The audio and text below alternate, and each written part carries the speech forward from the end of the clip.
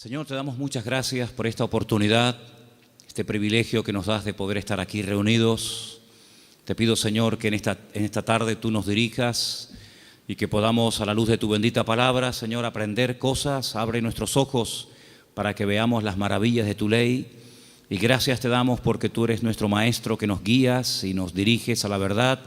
Queremos en esta tarde aprender de ti, Señor. Quita todo obstáculo, cualquier impedimento, de la índole que sea, y que en esta tarde haya libertad para exponer tu palabra y para aprender de la misma. Gracias por todo, Señor, en el nombre de tu amado Hijo Jesús. Amén y amén. Vamos a estar leyendo en esta tarde una serie de textos y por eso le he pedido a Vanessa y a otras personas que nos ayuden.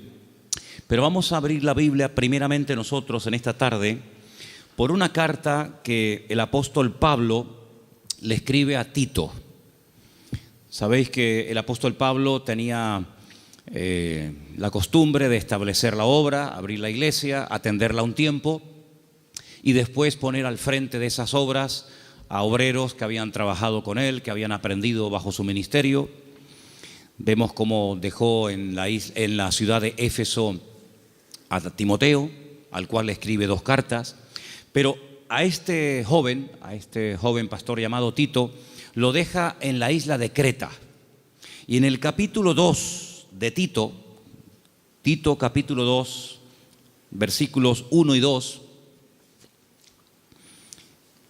leemos algo muy interesante. Pablo está hablando acerca de las características que tienen que tener los ancianos en las iglesias, también las mujeres mayores, los jóvenes, los que sirven a otras personas. Y en los primeros versículos encontramos algo que me ha llamado mucho la atención y de lo cual quiero hablar en esta tarde. Pero tú habla lo que está de acuerdo con la sana doctrina.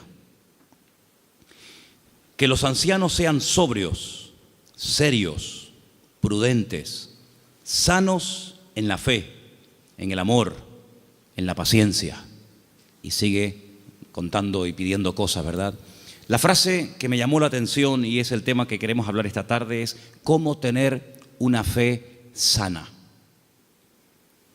Cómo tener una fe sana. Dice la Biblia que el apóstol Pablo le pedía a Timoteo que los ancianos, que el liderazgo de la iglesia tenían que tener una fe sana. Indagando por distintos textos del Nuevo Testamento, veo que a veces se menciona la fe, pero no siempre desde un punto de vista positivo. Hay como muchos tipos de fe, incluso también muchos niveles de fe. Y el apóstol Pablo y el Señor a través de sus palabras nos dice que la fe del creyente tiene que ser sana. Hablaremos después cómo se puede tener una fe sana. Y también nos tendremos que preguntar si la fe que yo tengo está sana o está un poco enferma, ¿no? En Lucas 9:54 vamos a leer el primer texto donde podemos ver a unos discípulos del Señor que lógicamente tenían fe, pero una fe muy extraña. Yo la he llamado una fe distorsionada. Escuchemos Lucas 9:54. Viendo esto, sus discípulos Jacobo y Juan dijeron: Señor, ¿quieres que mandemos descienda fuego del cielo como hizo Elías y los consuma? Unos discípulos del Señor le están proponiendo al Señor: Señor, ¿quieres que oremos para que caiga fuego del cielo y destruya a esta gente que no ha querido recibirnos? Y dice, ¿pero qué estáis diciendo? El Señor no apoya esa petición. El Señor dice, ustedes no saben lo que están proponiendo, ustedes no saben de lo que están hablando. La fe no es para destruir a la gente, la fe es para edificar, para ayudar, para bendecir. Luego, esta gente tenía una fe distorsionada completamente. Y sería muy bueno que nosotros nos preguntáramos de vez en cuando qué tipo de fe tenemos. Porque vemos que estos discípulos tienen una fe muy grande, incluso hasta para proponerle al Señor, orar para que caiga fuego del cielo, como hacía el profeta Elías en varias ocasiones durante su ministerio, pero que no es ni el momento, ni el lugar, ni muchísimo menos la voluntad de Dios que se esté utilizando la fe para semejante barbaridad. Luego aquí vemos, sí, fe, pero una fe distorsionada. Hay un texto en 2 de Timoteo 1:5 que menciona otro tipo de fe y es un texto en el que el apóstol Pablo reconoce que la fe de Timoteo no es como la que él va a mencionar a continuación. 2 de Timoteo 1:5. Trayendo a la memoria la fe no fingida que hay en ti, la cual habitó primero en tu abuela Loida y en tu madre Eunice, y estoy seguro que en ti también. Analizando este texto, encontré que hay más de 43 traducciones diferentes de este término griego que se ha traducido en la versión Reina Valera como fe no fingida. Pero hay otras Biblias que en vez de poner fe no fingida, dicen fe verdadera, sincera, fe sin mezclas, fe sin hipocresía, fe nacida del corazón, fe sin disimulo, sin engaño. Incluso hay una versión alemana que dice fe sin máscara. Es un término que se emplea en 6 ocasiones diferentes en el Nuevo Testamento, y hay un versículo en Romanos que dice que el amor tiene que ser sin fingimiento. Exactamente igual que la palabra que emplea Pablo a la hora de referirse a la fe. Entonces hay una fe fingida. Parece que tiene, pero a la hora de la verdad eso no se puede considerar una fe auténtica. Entonces estamos viendo cómo la Biblia menciona y habla de personas que en un momento determinado pueden tener fe, pero no es la fe sana de la cual queremos hablar en esta noche y cómo conseguirla. Entonces hemos visto una fe distorsionada, una fe fingida, que no era el caso de Timoteo. Tenemos también en Santiago 2:26 una fe que no sirve para nada. Lo dice literalmente el texto. Vamos a prestar atención. Santiago 2, versículo 26. Porque como el cuerpo sin espíritu está muerto, así también la fe sin obras está muerta. Fe sin obras. Hay fe, pero no hay obras, luego está muerta. No sirve para nada. Entonces hay gente que puede tener una fe aparentemente muy grande, pero no hay obras. Esa fe no produce nada. Por lo tanto, dice Santiago, es una fe muerta. Y lo muerto, pues ya me contarás para qué sirve. Absolutamente para nada. Ya hay 3 tipos de fe: distorsionada, una fe fingida, una fe muerta, y hay una fe que quisiera contar un poquito de quién se trata. ¿Os acordáis del joven rico? Un chico que dice que había guardado todos los mandamientos de la ley, era muy escrupuloso, moralmente impecable, pero él notaba que le faltaba algo. Y le pregunta al Señor: Señor, ¿qué tengo que hacer para heredar la vida eterna? Y el Señor le propone un estilo de vida diferente, le habla de que tiene que romper con ese espíritu de materialismo que lo domina, le habla de que tiene que guardar los mandamientos, y él dice: yo todo esto lo he guardado. Luego vemos que muchos escribas y fariseos, incluido en el joven rico, eran personas de fe, pero era una fe religiosa, mecánica. Hay que orar, oramos. Hay que leer, leemos. Hay que ayunar, ayunamos. Hay que congregarse, me congrego. Pero el Señor no quiere que actuemos como si fuéramos máquinas, hermanos. Que no seamos como robots, que hacen las cosas pero sin sentimiento, sin pasión, sin ganas, sin deseo. Las hacen, pero no hay vida en lo que hacen. Digamos que es una fe religiosa. Sin embargo, volvemos al texto de Tito capítulo 2, donde el apóstol Pablo dice que los creyentes tienen que tener una fe sana. Quédense con eso, una fe sana, que no está enferma, que no está distorsionada. No es una fe que llegamos incluso a tener fe en la fe, valga la redundancia. Conocen la película de la lámpara de Aladino, ¿no? Esa lamparita que la frotan, sale un genio, y el objetivo del genio es cumplir los deseos de aquel que tuvo la suerte de encontrar la lámpara de Aladino. La fe no es la lámpara de Aladino. No tenemos que tener fe en nuestra fe. Dice el Señor: tened fe en Dios. ¿Cuántos dicen amén? Antes de ver las características y cómo se puede tener una fe sana, quiero llevarles a Mateo capítulo 8, donde vais a ver cómo el Señor sabe perfectamente qué nivel y qué calidad de fe tenemos. En Mateo capítulo 8, a partir del versículo 5, se relata la historia de una visita de Jesús a un pueblo llamado Cafarnaún, que significa el pueblo de Naún. Y en el versículo 5 dice que Jesús entró en Capernaum y vino a él un centurión. Luego, no es un judío, es un gentil. Y este centurión, que era una especie de capitán, viene rogándole y le dice: Señor, mi criado está postrado en cama, paralítico, gravemente atormentado. No es un hombre insensible, no es un hombre arrogante como la mayoría de los romanos de la época. Es un hombre que viene pidiendo ayuda. Y viene pidiendo ayuda a un judío. Luego aquí hay un acto de humildad muy grande. Y le dijo el Señor: yo iré y le sanaré. Versículo 8. Respondiendo el centurión le dijo: Señor, no soy digno de que entre bajo mi techo. Solamente di solamente la palabra y mi criado sanará. Esto es tremendo. Porque también yo soy hombre bajo autoridad y tengo bajo mis órdenes soldados. Y le digo a este: ve y va. Y le digo a otro: ven y viene. Y a mi siervo: haz esto, y lo hace.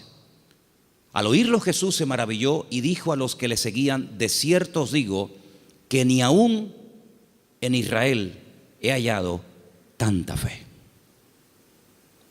No he encontrado a nadie en el país que tenga tanta fe como este hombre. ¿Qué fue lo que le llamó la atención al Señor Jesucristo de este hombre? Primero, la humildad con la que vino a pedir. No vino exigiendo.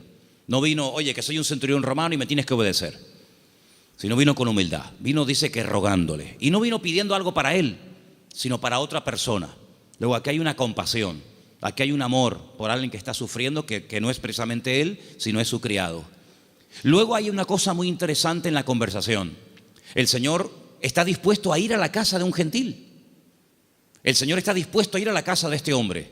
Sin embargo, este hombre dice: Señor, sinceramente yo no soy digno de tenerte bajo mi techo. Pero podemos solucionarlo de otra manera. Di solamente la palabra, da solamente la orden de que mi criado sea sanado, y no hace falta ni que te desplaces, no hace falta ni que vengas. Fíjate que el hombre le pone un ejemplo al Señor. Le dice: mira, yo soy un hombre de autoridad. Yo le digo a un soldado que venga y viene, lo digo a otro que vaya o haga esto y lo hace. Por lo tanto, lo que este hombre está diciendo es: yo reconozco tu autoridad. Yo reconozco que cuando tú ordenas algo en el mundo espiritual, se cumple. Por lo tanto, como hago yo en lo natural, hazlo tú en lo espiritual. Da la orden y automáticamente mi criado sanará. Él unió el poder de la palabra, la autoridad de la palabra del Señor, con una fe bien puesta y bien depositada con humildad en el Señor. Y claro, automáticamente recibió la respuesta. Entonces el Señor dice que en todo Israel no había encontrado a nadie que tuviera tanta fe, una fe tan grande, tan firme, tan madura como la de este hombre. Luego, por la forma como habló, por la forma como pidió y se comportó, el Señor se dio cuenta de que este hombre no tenía una fe normal y corriente, sino era una fe, amigo, de categoría. Sin embargo, en el mismo Evangelio según San Mateo, un poquito más adelante, en el capítulo 14, ahora las cosas cambian. Porque en el capítulo 14, a partir del versículo 22, dice la palabra del Señor lo siguiente: Jesús enseguida hizo a sus discípulos entrar en la barca e ir delante de él a la otra tierra, a la otra ribera, entre tanto que él despedía a la multitud. Despedida la multitud, subió al monte a orar aparte, y cuando llegó la noche estaba allí solo. Y ya la barca estaba en medio del mar, azotada por las olas, porque el viento era contrario. Más a la cuarta vigilia de la noche, como a las 3:30 de la madrugada, Jesús vino a ellos andando sobre el mar. Los discípulos, viéndole andar sobre el mar, se turbaron diciendo: un fantasma, y dieron voces de miedo. Pero enseguida Jesús les habló diciendo: tened ánimo, yo soy, no temáis. Entonces Pedro le respondió y le dijo: Señor, si tú eres, manda que yo vaya a ti sobre las aguas. Vamos a ver. Jesús le dijo: ven. Simplemente eso, ven. Él, descendiendo de la barca, andaba sobre las aguas para ir a Jesús. Pero, ay amigos, los peros. Al ver el fuerte viento tuvo miedo y, comenzando a hundirse, dio voces diciendo: Señor, sálvame. Al momento Jesús, extendiendo la mano, asió de él y le dijo: hombre de poca fe. poca fe. Capítulo 8 le dice al centurión, grande, grande es tu fe. Queda maravillado, queda impactado el Señor al ver el nivel de fe que tenía aquel hombre. Sin embargo, a este le dice, hombre de poca fe. Hay otro pasaje muy interesante en los evangelios, ustedes lo conocen perfectamente, donde Jesús está predicando en una casa. Dice la Biblia que fuera hay unos amigos de un paralítico que no pueden entrar. Conocen la historia, ¿verdad? Dice que se suben al techo, no se desaniman, no dicen, bueno, vengamos otro día, tal vez otro día ya no está. Nada los detiene, nada los frena. Descienden al paralítico entre ellos y dice la Biblia literalmente, al ver Jesús la fe de ellos. No habla de la fe del paralítico. Al ver Jesús la fe de ellos, le dijo al paralítico, y todos conocemos el resto de la historia. Luego, tal vez nosotros no podemos ver la fe, ni siquiera la nuestra, pero el Señor sabe perfectamente qué nivel de fe tenemos. La fe que tenemos que tener no es una fe cualquiera. No es esa fe que creemos que es una especie de como dije antes, de lámpara de Aladín o de llave maestra que todo lo puede y todo lo abre. No, no. Tiene que ser una fe sana. Pero ¿cómo se llega a tener esa fe sana?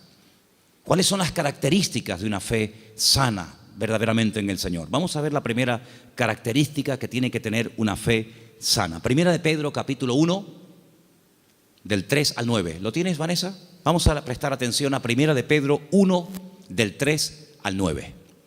Bendito el Dios y Padre de nuestro Señor Jesucristo, que según su grande misericordia nos hizo renacer para una esperanza viva por la resurrección de Jesucristo de los muertos, para una herencia incorruptible, incontaminada e inmarcesible, reservada en los cielos para vosotros, que sois guardados por el poder de Dios mediante la fe para alcanzar la salvación que está preparada para ser manifestada en el tiempo postrero, en lo cual vosotros os alegráis, aunque ahora, por un poco de tiempo, si es necesario, tengáis que ser afligidos en diversas pruebas, para que sometida a prueba vuestra fe, mucho más preciosa que el oro, el cual, aunque perecedero, se prueba con fuego, sea hallada en alabanza, gloria y honra, cuando sea manifestado Jesucristo, a quien amáis sin haberle visto, en quien creyendo, aunque ahora no lo veáis, os alegráis con gozo inefable y glorioso, obteniendo el fin de vuestra fe, que es la salvación de vuestras almas. Amén.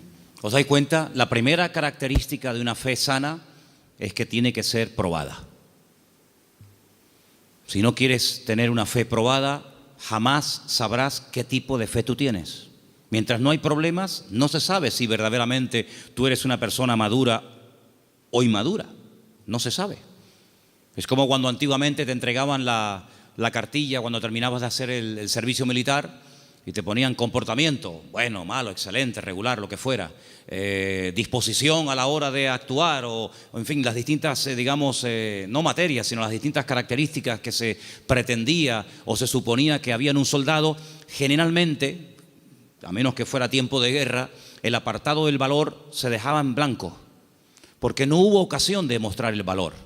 La obediencia sí, la fidelidad, la puntualidad, digamos la uniformidad, pero el valor era una casilla que se dejaba en blanco. Ahora, si hay una guerra, si te tienes que jugar la vida, si tienes que salir a campo abierto, entonces se sabe si ese soldado tenía o no tenía valor.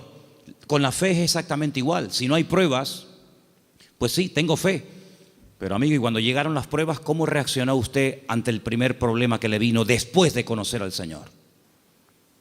Porque nosotros reaccionamos de una manera antes de conocer al Señor que no puede ser la misma después de conocer al Señor.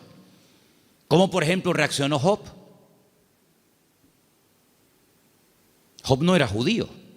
Job era un gentil, pero tenía tan clara su confianza y su fe en el Señor que después de las pruebas aún estaba mejor que antes de las pruebas.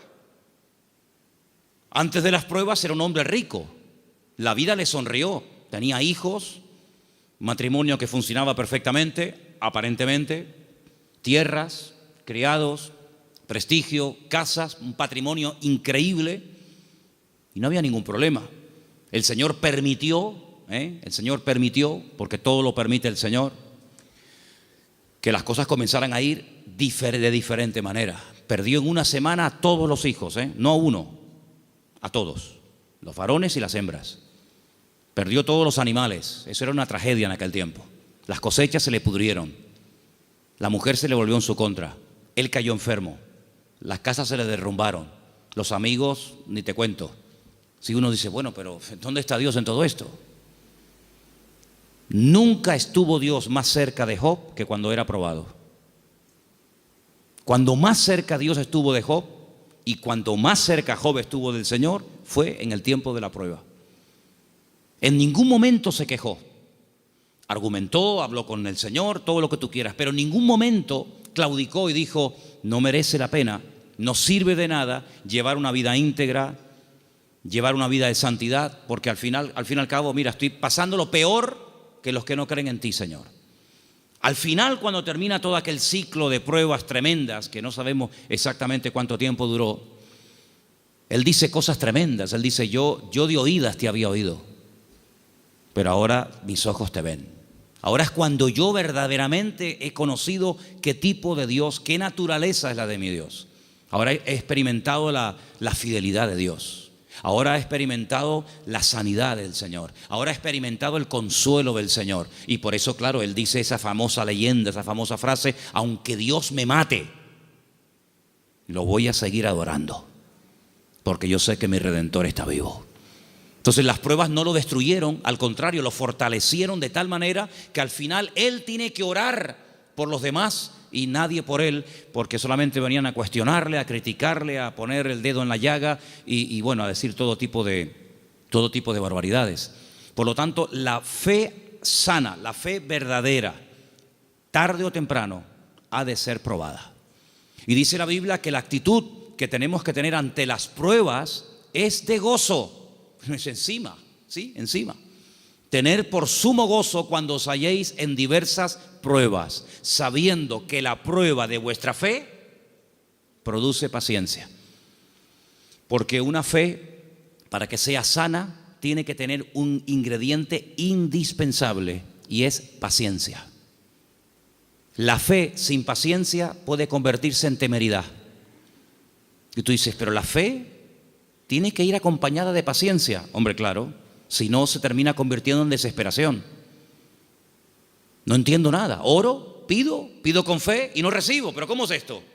Entonces, si no va acompañada del ingrediente de la paciencia, al final terminas desesperándote porque crees que no tienes fe, que has cometido un pecado, que te han hecho algo malo, etcétera, etcétera, y comenzamos a decir tonterías, y toda tontería, toda queja, todo lamento que salga de nuestros labios lo que hace es que va deteriorando, enfermando, debilitando cada vez más la fe. Y en vez de ser una fe sana, es una fe pero enferma. Entonces vemos que la característica de una fe sana es que ha sido probada por el fuego.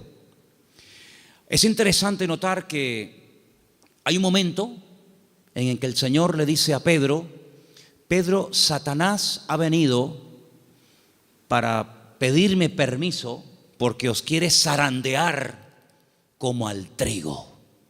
Eso es una revelación de parte del Señor, porque en ningún momento encontramos en los evangelios a Satanás hablando con Cristo pidiéndole semejante cosa. Eso es una revelación que el Señor contó. En esas cosas que le ocurrían a nivel personal al Señor, dice, Él os va a zarandear como el trigo, pero yo ya he rogado previamente por ustedes para que vuestra fe no falle. Y una vez que seáis confirmados, vete y confirma a tus hermanos. En otras palabras, el Señor no descarta en ningún momento que un creyente en algún momento determinado de la vida pueda ser sacudido o pueda ser zarandeado, es decir, probado. Y entonces ahí esa fe se puede demostrar y comprobar si verdaderamente la fe que usted tiene es una fe a prueba de bombas o es una fe que le dura hasta la primera prueba. En la parábola del sembrador dice la Biblia que hay semillas que brotaron muy rápido, pero dice cuando salió el sol quemó la semilla y no dio fruto. Y cuando están en privado, los discípulos le preguntan al Señor o le piden al Señor que les explique la parábola del sembrador. Y Él les dice, mira, las semillas que caen junto al camino y brota rápido son los que reciben la palabra, al momento la reciben con gozo, pero como no tienen raíces, cuando sale el sol, que son las pruebas y las dificultades de la vida, las pruebas de la vida secan, son de corta duración.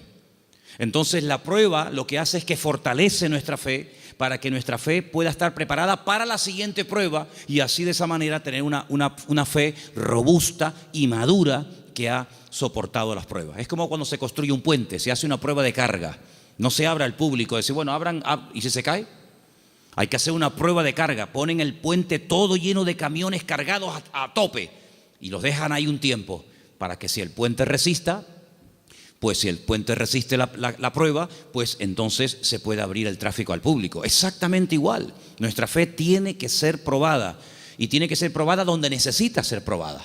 A lo mejor en lo económico, a lo mejor en lo familiar, a lo mejor en lo físico, no sé, pero el Señor sabe dónde tiene que apretar, porque todas las pruebas siempre son para nuestro progreso, para nuestro crecimiento y para fortalecer nuestra fe. ¿Cuántos dicen amén? La segunda característica de una fe auténtica, de una fe sana, la encontramos en una carta que Pablo le escribe a los hermanos de Tesalónica. Primera de Tesalonicenses 1. Del 2 al 10. Es una lectura un poquitín larga, pero por favor presten atención. ¿La tienes tú, Patricia? Adelante. Damos siempre gracias a Dios por todos vosotros, haciendo memoria de vosotros en nuestras oraciones, acordándonos sin cesar delante del Dios y Padre nuestro de la obra de vuestra fe, del trabajo de vuestro amor y de vuestra constancia en la esperanza en nuestro Señor Jesucristo, porque conocemos, hermanos amados de Dios, vuestra elección. Pues nuestro evangelio no llegó a vosotros en palabras solamente, sino también en poder, en el Espíritu Santo y en plena certidumbre.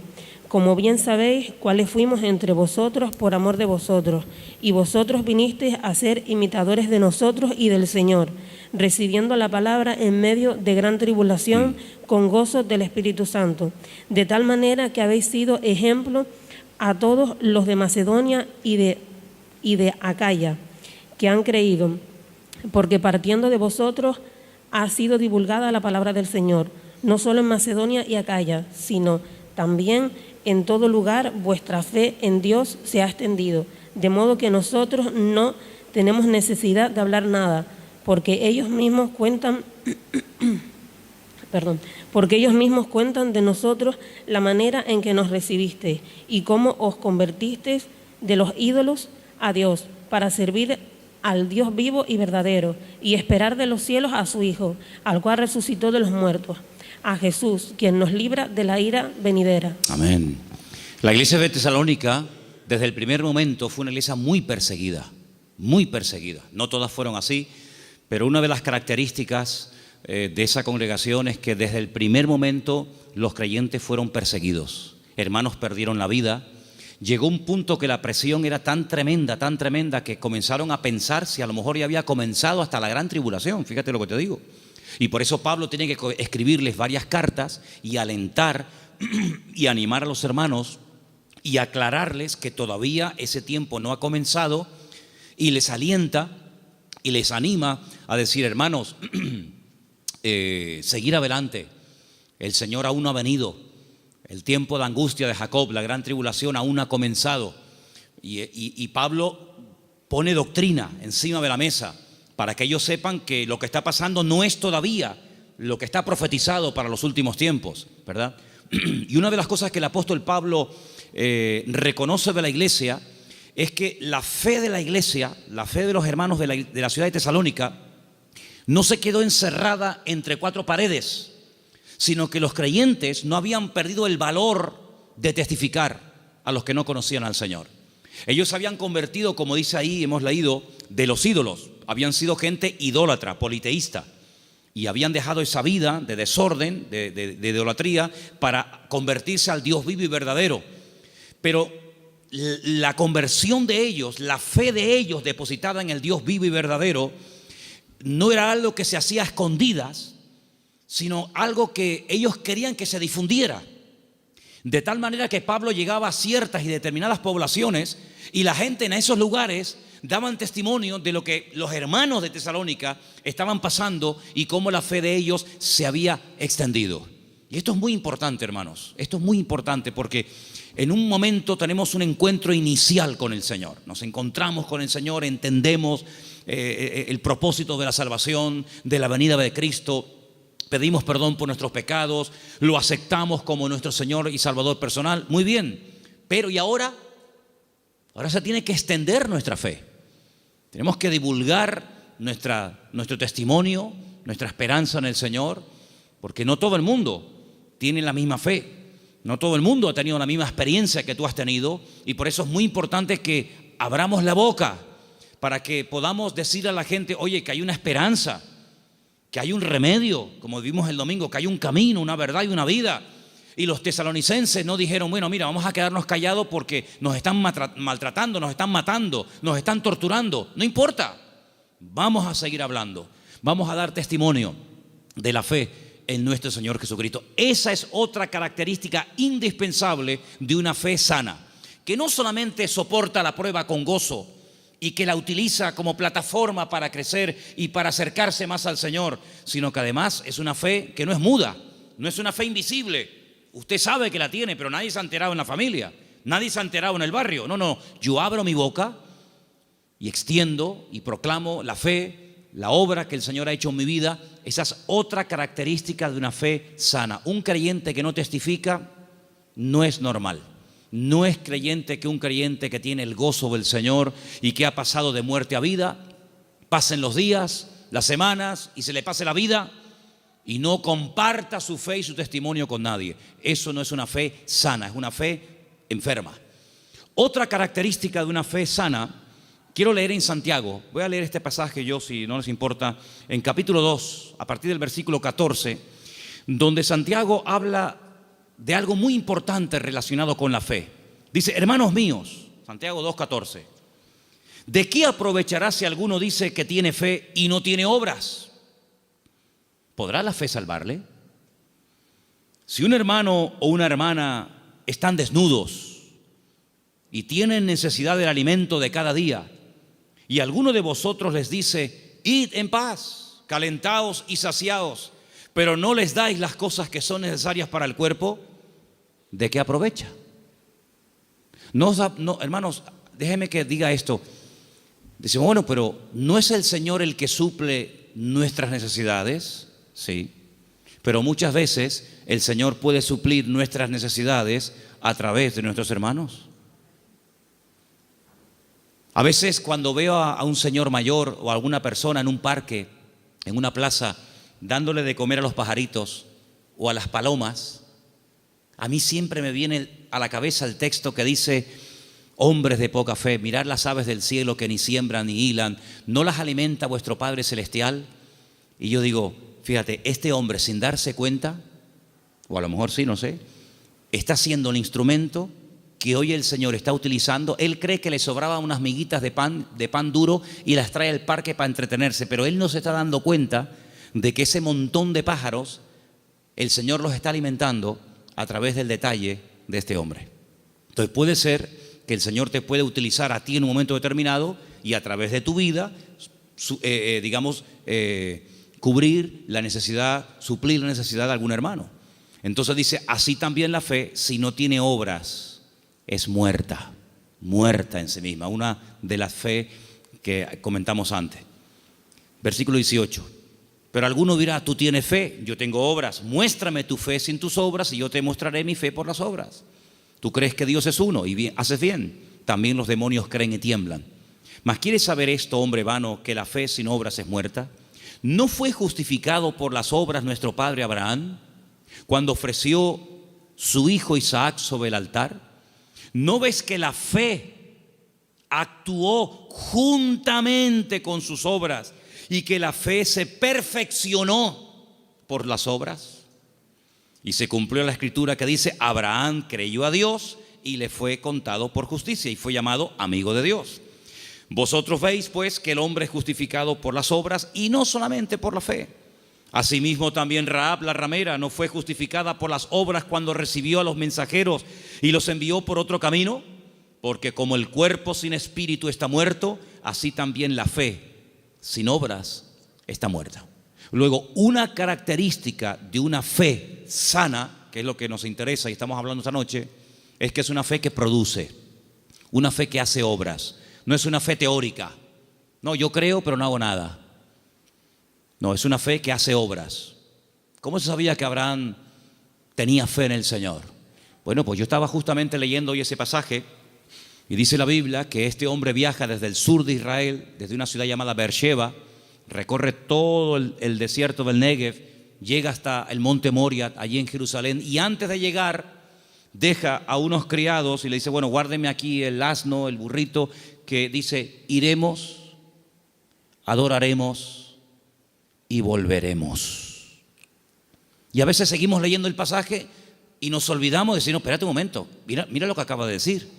Iremos, adoraremos y volveremos. Pero ¿cómo dice volveremos si Abraham sabe que tiene que subir al monte Moria y sacrificar, es decir, matar a su hijo Isaac? Dirás en todo caso, volveré. La Biblia dice que Abraham tenía tanta fe en el Señor que creía que si mataba a su hijo Isaac, el Señor se lo podía resucitar y volverlo a tener con él. Y en cierto sentido, eso fue lo que pasó. No lo mató, sabemos el resto de la historia, pero él en su corazón lo había sacrificado antes de subir al monte Moria. ¿Se da cuenta? Pero la fe de Abraham no quedaba simplemente en un acto de obediencia, sino que iba mucho más allá. Bueno, yo lo mato, yo lo sacrifico porque al fin y al cabo es lo que Dios, mi Señor, me ha pedido. Pero creo que Él me lo puede dar de entre los muertos. Y es que nunca nadie había resucitado, hermanos. Él no puede decir, no, es que ya resucitó fulanito de tal. No había resucitado nadie. ¿Cómo sabía Abraham que el Señor podía resucitar muertos? Porque Abraham conocía a Dios. Y la fe auténtica, la fe sana, no es una fe ciega, no es una fe irracional, es una fe basada en hechos, en realidades. ¿Y qué mejor realidad que conocer a Dios y conocer su palabra? Yo dije en una ocasión que hubo un momento en nuestra vida en los que creímos en un Dios que prácticamente no conocíamos.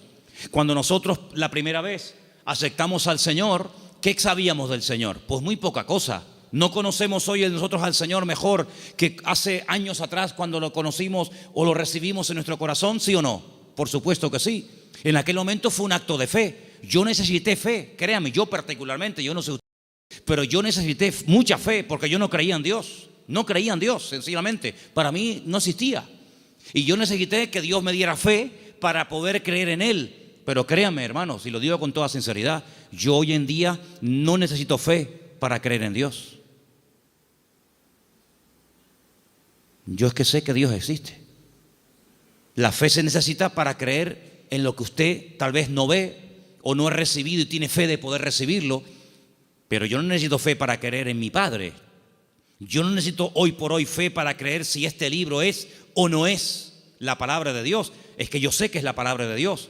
Por lo tanto, la fe tiene que ir en aumento, tiene que ir creciendo, tiene que ir madurando.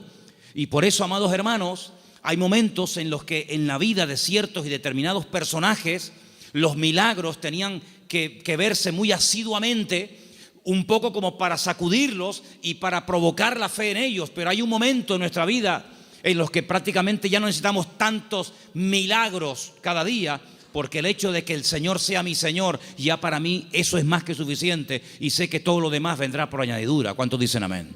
Hay gente que continuamente le pone pruebas al Señor. Señor, ¿será tu voluntad esto? Señor, ¿será tu voluntad lo otro? Señor, voy por aquí, Señor, voy por allá. Bueno, pues si constantemente le tienes que estar poniendo pruebas a tu Dios, es porque no lo conoces mucho. Porque si tú sabes que a tu marido no le gustan las lentejas, no sé si hay algún marido, perdón si alguien se sienta aludido, pero si tú sabes que a tu marido no le gustan las lentejas, no dices, se las voy a poner a ver si le gustan o no le gustan. Ya te ha dicho de todas las formas que no le pongas lentejas que no le gustan. Por lo tanto, como ya lo sé, no se las pongo. Pero yo sé que lo que le gusta es el potaje de berros. Entonces, en la medida en la que tú conoces a tu marido, a tu esposa o a tu hijo, a quien sea, tú te comportas de una forma diferente con él o con ella, ¿sí o no? En la medida en que tú conoces a Dios, yo no tengo que decirle a Dios, Señor, ¿se puede hacer esto o no se puede hacer? Voy a poner un papelito con un sí y con un no. Soplo y el que se quede en la mesa, no hace falta jugar a eso, porque yo ya conozco a mi Dios y yo sé lo que le gusta y lo que no le gusta. Leía en el día de ayer algo tremendamente interesante. Dice Pablo, es que la ley no fue dada para el justo. La ley fue dada para el homicida. La ley fue dada para el que no conocía a Dios y tienes que decirle todo, le tienes que contar todo. Pero José nunca leyó la Biblia.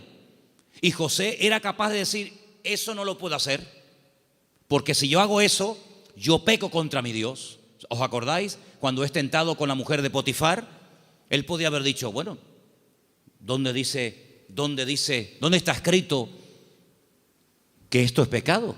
No estaba escrito por ninguna parte, pero es que él conocía a Dios. Y cuando una persona conoce a Dios, aunque no tenga mucho conocimiento de la Biblia, conoce más del Dios de la Biblia que de la Biblia del Señor y sabe perfectamente discernir, dice, esto no es de Dios, esto no es del Señor, porque el que conoce al Señor, dice la Biblia, hay un texto muy bonito que dice, el pueblo que conoce a su Dios se esforzará.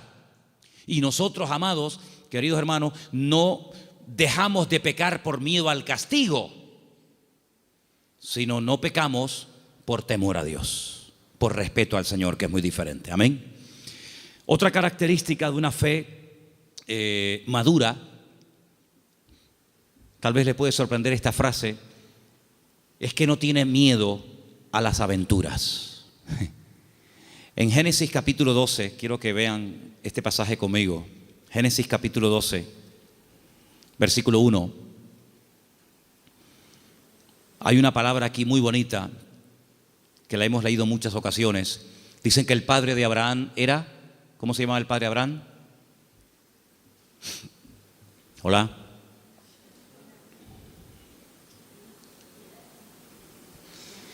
El padre de Abraham se llamaba Taré.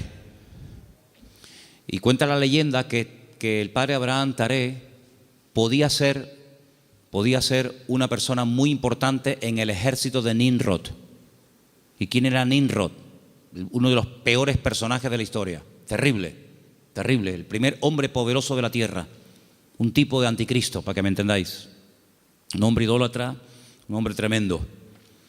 Y hay muchas leyendas y muchas historias, no solamente en el pueblo de Israel, sino en el mundo árabe y en otras culturas que hablan mucho de Abraham, porque Abraham es el personaje que le cae bien a todo el mundo. Le cae bien a los árabes, le cae bien a los cristianos, le cae bien a los judíos. Es un personaje que todo el mundo lo quiere. Es el padre de todos. Y hay una leyenda que dicen que un día el padre de Abraham, que era vendedor también de ídolos, se fue y dejó a Abraham al cargo de su tienda de imágenes. Y Abraham rompió todos los ídolos de su padre menos uno. Y cuando el padre viene, le pregunta al hijo, hijo, ¿pero qué has hecho? Me has roto todos los ídolos, todas las imágenes.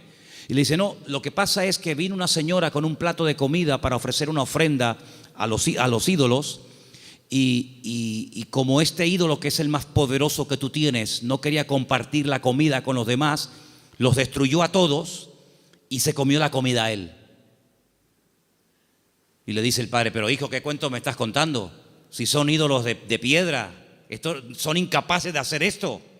Y Abraham le dice, pues papá, si tú mismo has reconocido que son ídolos de piedra que no puedan hacer esto, ¿por qué los adoras? Es una leyenda que cuentan los árabes, ¿no? Hablando acerca de la fe de Abraham. Pues este hombre, cuando vivía en aquella tierra, versículo 1, Génesis 12:1, dice, el Señor le había dicho, fíjate el tiempo del verbo, no está llamando el Señor ahí a Abraham, dice, ya le había dicho. Es como, oye, que ya te he dicho, ya te lo dije el otro día, te lo estoy recordando. Ya el Señor le había dicho a Abraham. ¿Qué le había dicho? Vete de tu tierra, de tu familia o parentela, de la casa de tu padre, a la tierra que yo te mostraré. Fíjate que el primer verbo está en pasado y el último está en futuro. Ya le había dicho el Señor, a la tierra que yo te mostraré. ¿A dónde voy? No lo sé, yo te lo mostraré, ya te lo diré.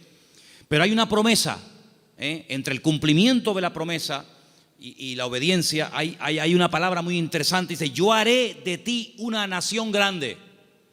Te bendeciré, te engrandeceré. Engrandeceré, tú serás bendición. Bendeciré a los que te bendigan. Y a los que te maldijeren, maldeciré. Serán benditas en ti todas las familias de la tierra. Y se fue Abraham como el Señor lo había dicho. Entonces vemos que este hombre, en base a una promesa, en base a una orden de parte del Señor, él emprende una aventura. Y por eso este punto que he dicho, que para tener una fe sana, uno tiene que estar dispuesto a correr aventuras con el Señor. No podemos tener todo bajo control. Hay creyentes que todo lo quieren tener bajo control. Y eso es totalmente imposible. Quiero tener bajo control las facturas, lo que tengo que pagar, lo que tengo que hacer, lo que tengo que decir. Tengo que tener hermano, en la vida de un creyente verdadero tienes que dejar una puerta abierta a la vida de fe, a una vida de aventura. Esto no tiene ni pies ni cabezas, diría un padre a un hijo. Pero hijo, ¿a dónde va? Es que no lo sé, padre. Pero ¿qué sentido tiene esto? Yo leía hoy una frase en un libro que la tengo por aquí apuntada y me llamó mucho la atención y la quiero compartir con ustedes. Y la frase que leía dice: lo que nosotros llamamos seguridad muchas veces no es más que un freno para una vida de fe. Esto me impactó muchísimo. No, es que hay que tener una seguridad en la vida, tú. Ya, oye, ya no tengo 20 años, ya tengo una edad y uno ya tiene que ir pensando las cosas. Me parece muy bien. Pero cuando vamos a la palabra de Dios, nos encontramos que a veces Dios llama a gente ya con 80 años. Y tú dices, ¿pero dónde va este hombre con 80 años? Pues tú no ves que cuando tú eras joven lo intentaste y fue un fracaso lo que hiciste, que incluso hasta terminaste matando a una persona. Y el Señor llama a un hombre que en el pasado ha fracasado y se ha refugiado como un prófugo en el desierto, cuidando ovejas que no son ni de él. Y ahora tengo que volver atrás. ¿A qué? A hacer la voluntad de Dios. Pero en esta ocasión no como tú la quisiste hacer en tu yo, en tu ego, sino hacerla en mi nombre. Y lo manda a Moisés, a Egipto, con 80 años. Y Abraham le da unas promesas increíbles con una edad que uno dice, ¿y por qué no le dio estas promesas cuando tenía 18, 20 o 30 años? ¿Por qué esperó tanto el Señor en sorprender y en usar a este hombre? Hermanos, nosotros no somos los que ponemos los tiempos. Los tiempos los pone el Señor. Por eso les dije antes que un ingrediente indispensable de una fe sana es la paciencia. Una fe que no va acompañada de paciencia te puede crear problemas a ti personalmente. Porque cuando tú pides y cuando tú oras y no recibes, la Biblia dice que si pedimos y no recibimos, se puede convertir en un tormento al alma, en un tormento al corazón. Y por eso el que tú pidas no significa que inmediatamente tus órdenes se tienen que cumplir. Vuelvo a repetir el ejemplo de antes. La fe no es la lámpara de Aladino. Encomendamos al Señor nuestra vida, nuestras situaciones, confía en Él y Él hará, decía el Salmo 37, ¿os acordáis? Entonces, una fe sana tiene que ser probada, tiene que extenderse, no puede quedar ahí reducida, anclada, encerrada herméticamente en tu vida. Es una fe que produce obras, es una fe que es que por lo que haces se nota que tiene fe. Hombre, vamos a ver, un hombre que está dispuesto a sacrificar a un hijo, ¿qué más prueba que ello?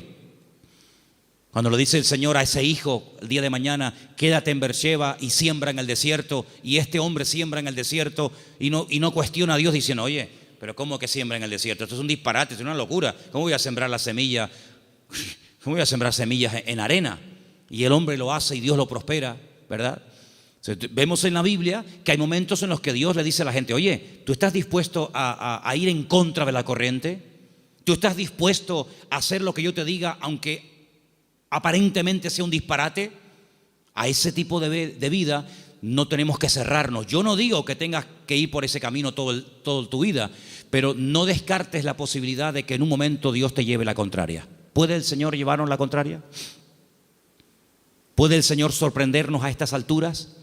Quiero decirles algo que llevo tiempo queriendo decirlo y siempre se me olvida.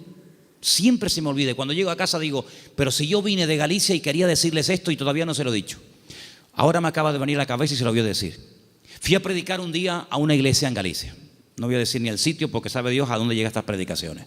Fui a predicar a un lugar y el pastor de esa iglesia, que llevaba ya mucho tiempo al frente de esa congregación, me dice que se va a ir a otra ciudad, a empezar otra iglesia. Digo, muy bien. Y él sigue hablando y me dice, es que esta iglesia en la que yo ya he estado años, yo creo que ya ha dado todo lo que tenía que dar. Hemos hecho evangelismo, hemos hecho retiros, hemos hecho campamentos, hemos hecho vigilias, y yo creo que esta iglesia ya ha dado todo lo que tenía que dar, y voy a comenzar en otra parte.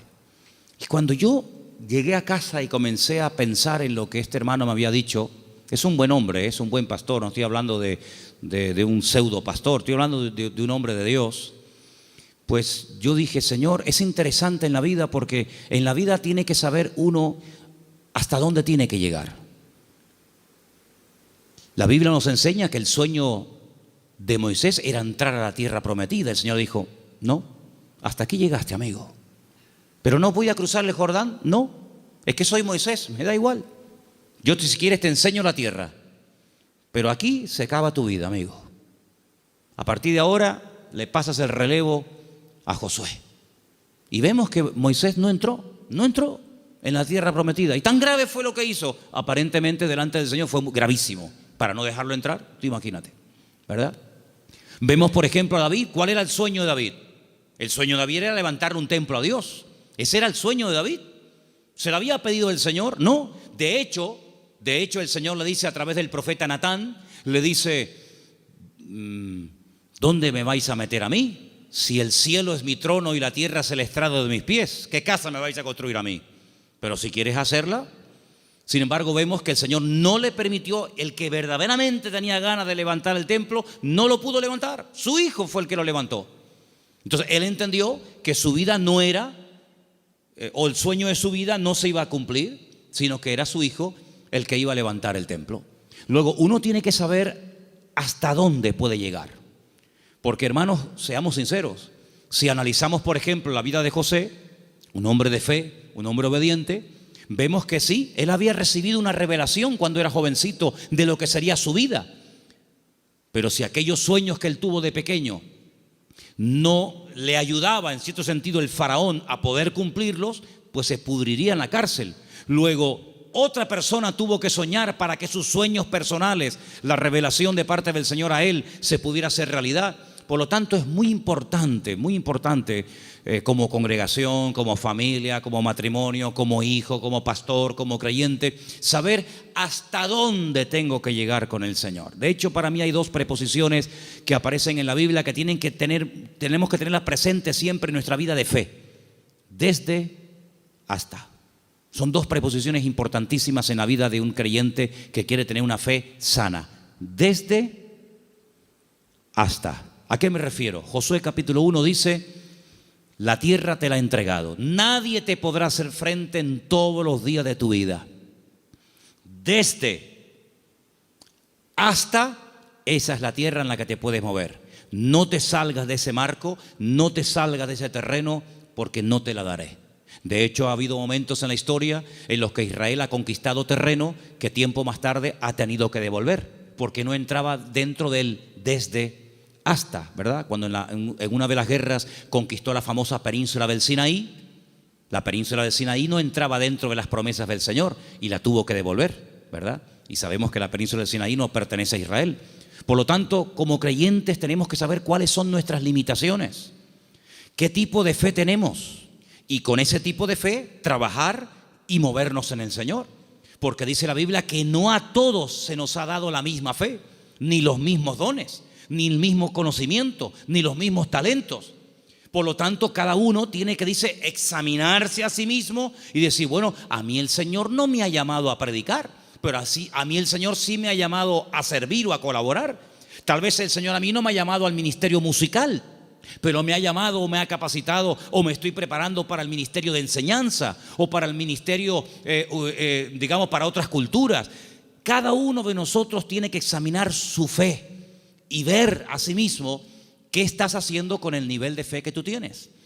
Hay una característica que yo quisiera que leamos algunos versículos. No sé si lo tienen ustedes ahí, Patricia.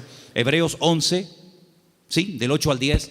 Porque antes dije algo que quiero que te lleves esta tarde grabado en tu corazón. Incluye la paciencia en tus oraciones. Incluye la paciencia en tu fe.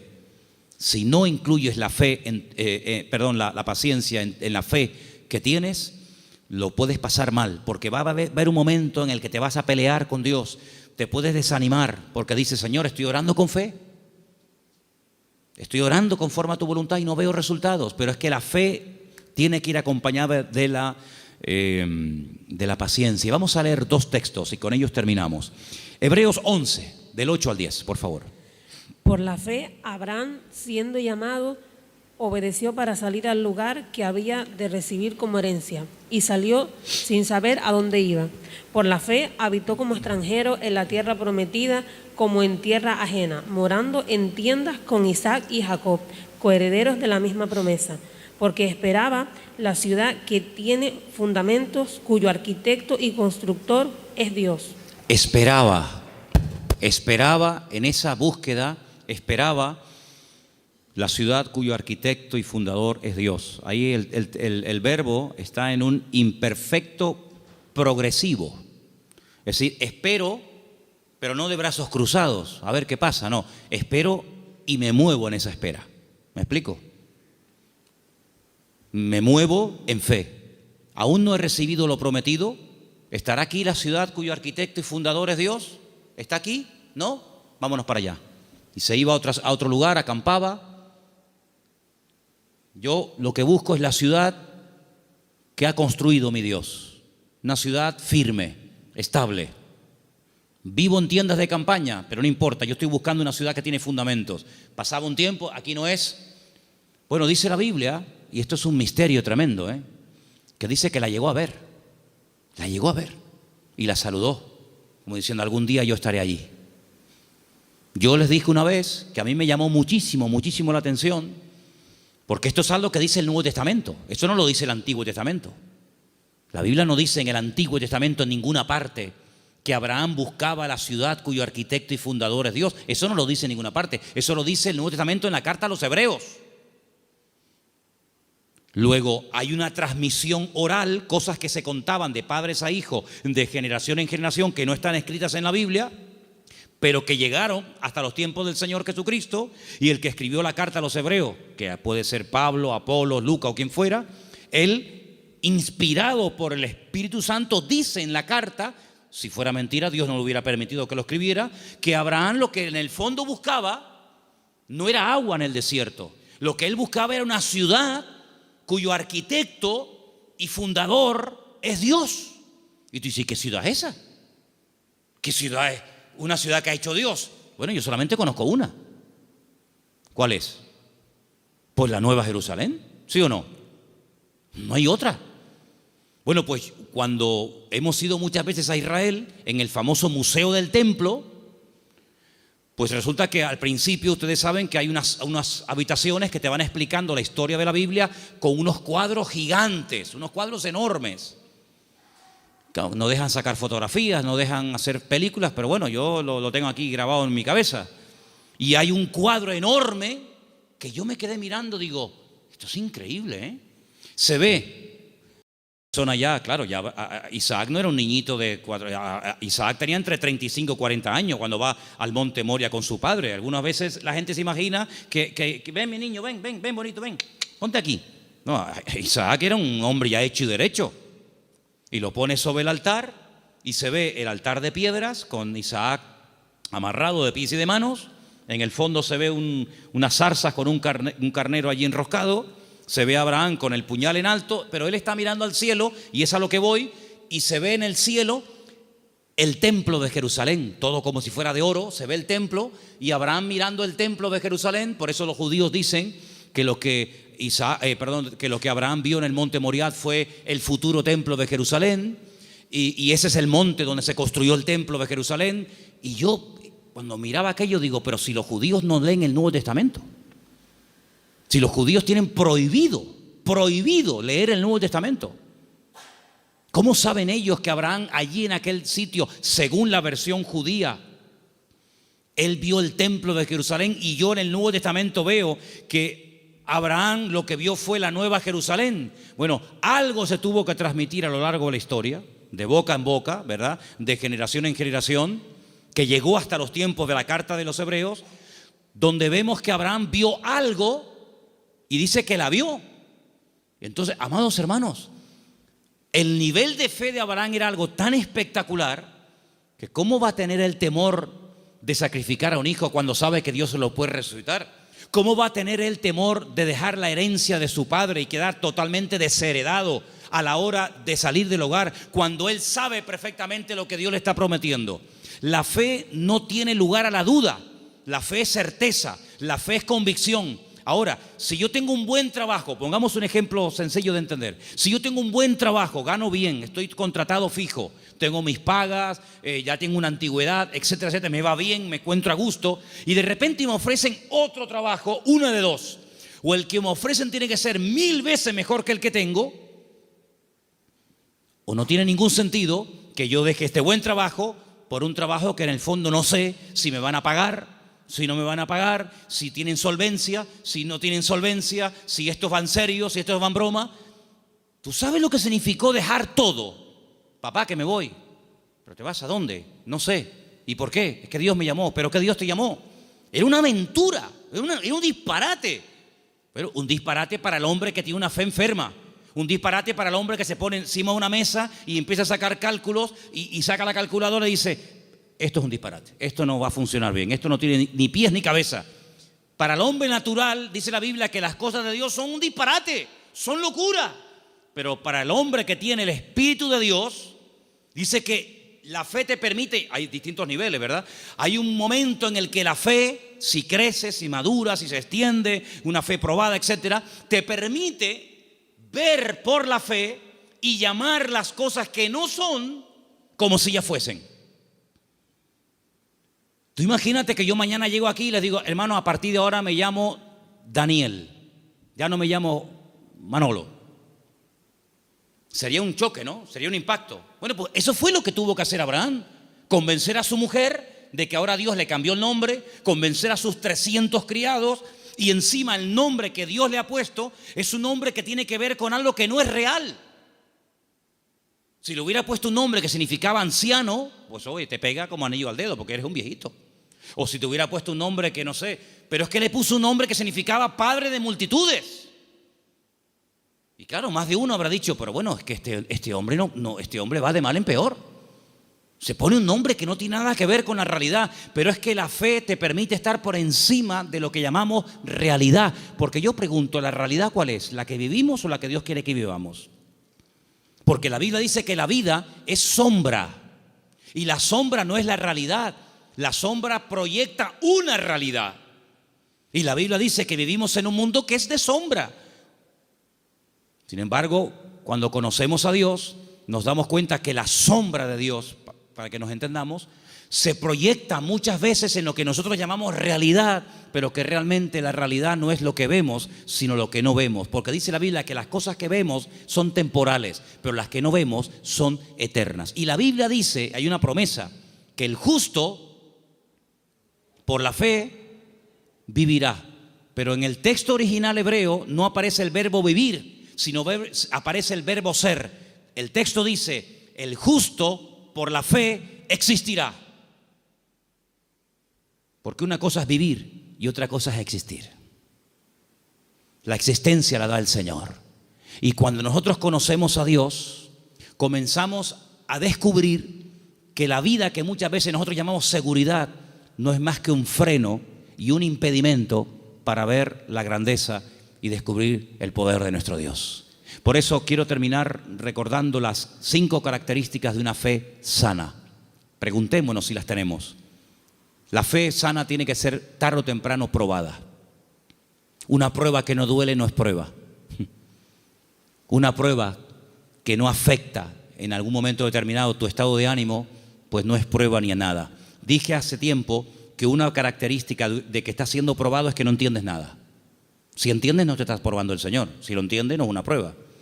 Una característica de que estoy siendo probado es que no entiendo lo que me está pasando. Eso es una prueba. La segunda característica es que es una fe que se extiende. No es una fe hermética encerrada en sí misma. Es una fe que actúa, que hace obras. Y por la forma como actúa, te das cuenta de que detrás de esa actuación hay una fe. Hay una frase que leí esta semana, que también la tengo apuntada aquí, que dice: todo esfuerzo realizado siempre obtiene resultados. Es buenísima, no me digan, ¿eh? Todo esfuerzo realizado siempre obtiene resultados. Tú te esfuerzas por el Señor, ¿verdad? Tú ejercitas la fe y automáticamente Dios lo premia. Tercera o cuarta característica, que la fe sana tiene que ir acompañada de paciencia. Dice la Biblia que Abraham esperaba pacientemente. Y finalmente, la fe sana está dispuesta a la aventura. En Hebreos 10, del 12 al 13, quiero que lo leamos todos juntos, por favor. Hebreos capítulo 10, Hebreos 10, del 12 al 13. Hay unos versículos muy interesantes que los he dejado para el final, para que medites en ellos y te los lleves esta noche en tu corazón. Repito, Hebreos capítulo 10, del 12 al 13.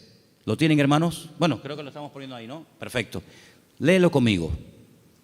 Pero Cristo, habiendo ofrecido una vez para siempre un solo sacrificio por los pecados, se ha sentado a la diestra de Dios. Versículo 13.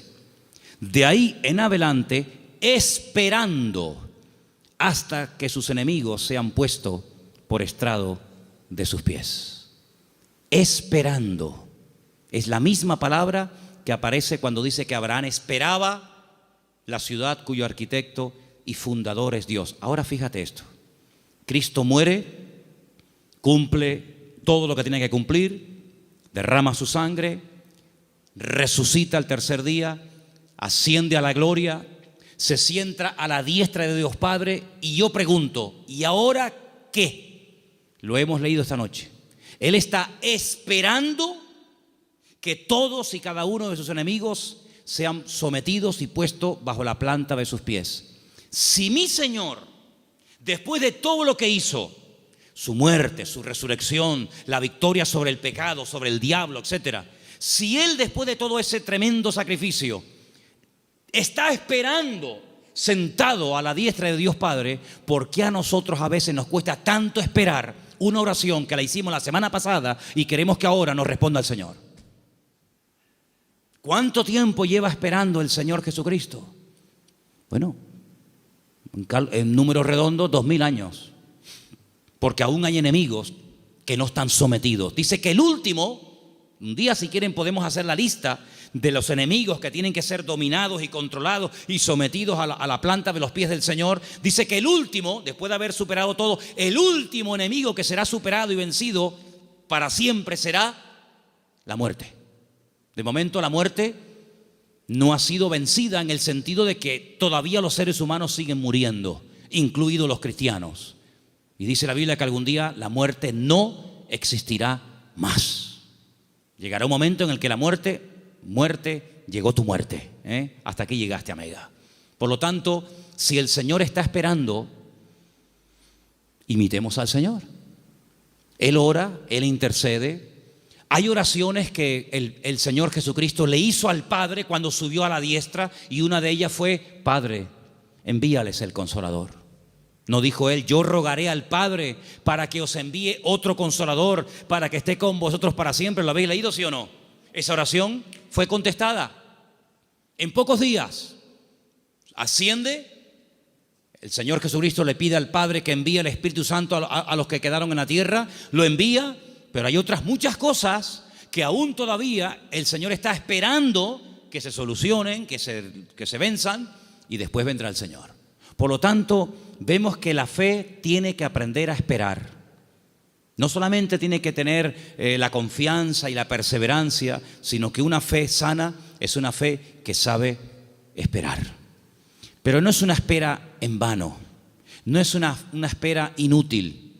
Es una espera que merece la pena, porque merece la pena esperar en el Señor. ¿Cuántos dicen amén? Cierra tus ojos en esta noche y pidámosle al Señor: si mi fe está distorsionada, si mi fe está muerta, si mi fe no produce, si mi fe está estancada, Señor, sáname la fe. Que mi fe no sea una fe enferma, sino una fe viva, una fe robusta, madura. En otras palabras, una fe sana, aleluya. Que sea una bendición para mi vida y para los que me rodean. Una fe contagiosa, una fe que trae ánimo, una fe que trae fortaleza al espíritu. Una fe que me ayuda a superar los traumas, los problemas, las tristezas, las amarguras, las pérdidas. Una fe que me ayuda a llamar las cosas que no son como si ya las estuviera teniendo ahora mismo y disfrutando de ellas. Llama las cosas que no son como si ya fuesen. Di, Señor, gracias porque la bendición ya la tengo conmigo. Gracias, Señor, porque el gozo, la paz, la sanidad, ese trabajo, ese hijo, esa situación la veo resuelta. Pero la fe tiene que aprender a esperar. Como tú estás esperando a la diestra del Padre, yo quiero esperar pacientemente, esperé en el Señor. Y te pedimos en esta noche, Señor, que esta fe, que es la meta de todos y cada uno de los creyentes, de tus hijos, sea una realidad en nuestra vida. Ayúdanos a trabajar esta fe que tú un día depositaste en nuestros corazones, que el mundo no la apague, que las circunstancias de la vida no la debiliten ni la enfermen, sino que la fe nos permita estar firmes, porque tu palabra dice que nuestra fe ha vencido al mundo. Aleluya. Señor, si nuestra fe en algún momento no ha estado como tenía que estar, si no estamos verdaderamente echando mano y utilizando esta fe, te pedimos que tú nos sacudas y nos despiertes para que esta fe, Señor, verdaderamente sea una fe poderosa, una fe que obtenga lo imposible y una fe que me permita vivir en victoria y bendecido todos los días de mi vida hasta que tú regreses, Señor. Gracias te doy, Señor, por este don, por este regalo maravilloso que tú has puesto en mi vida. Bendecimos y glorificamos tu nombre en esta noche, en el nombre bendito de Jesús. Amén y amén.